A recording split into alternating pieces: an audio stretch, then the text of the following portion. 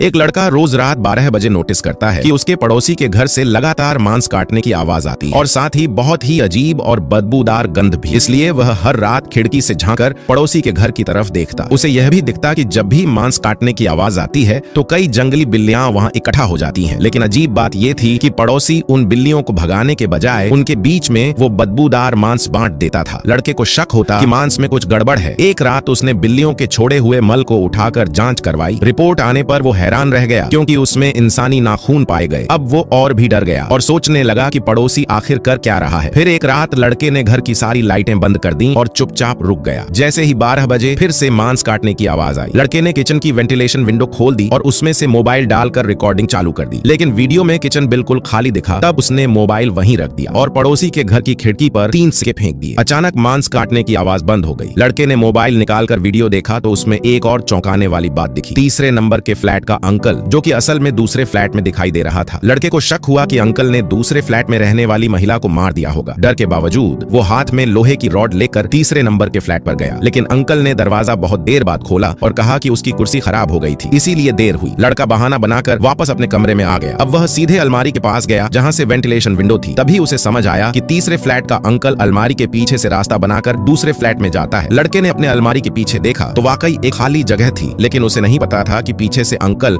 अब उसे मारने की तैयारी कर चुका है। लड़का समझदार था, उसने तुरंत रुकने का फैसला लिया। अगली सुबह लड़के ने ध्यान रखा कि अंकल कब कचरा फेंकने जाता है और फिर जाकर उसका कचरा चेक किया, लेकिन कुछ नहीं मिला। तब उसने खुद अलमारी के पीछे से दूसरे फ्लैट में घुसने की सोची। वह अंदर गया और हर चीज को ध्यान से देखने लगा। तभी वहां दूसरी फ्लैट वाली महिला सामने आ गई और उसके पीछे से अंकल भी आ गया। अब सच्चाई सामने आई। अंकल ने बताया कि कुछ महीने पहले एक बदमाश महिला के घर में घुस आया था। अंकल ने बचाने की कोशिश की, लेकिन गलती से महिला के मर चुके पति की अस्थियां गिर गईं। महिला ने डर के मारे चाकू से बदमाश को मार डाला। तब अंकल ने उस गुनाह को खुद पर ले लिया और हर रात बदमाश के शरीर के टुकड़े काटकर बिल्लियों को खिलाता ताकि किसी को पता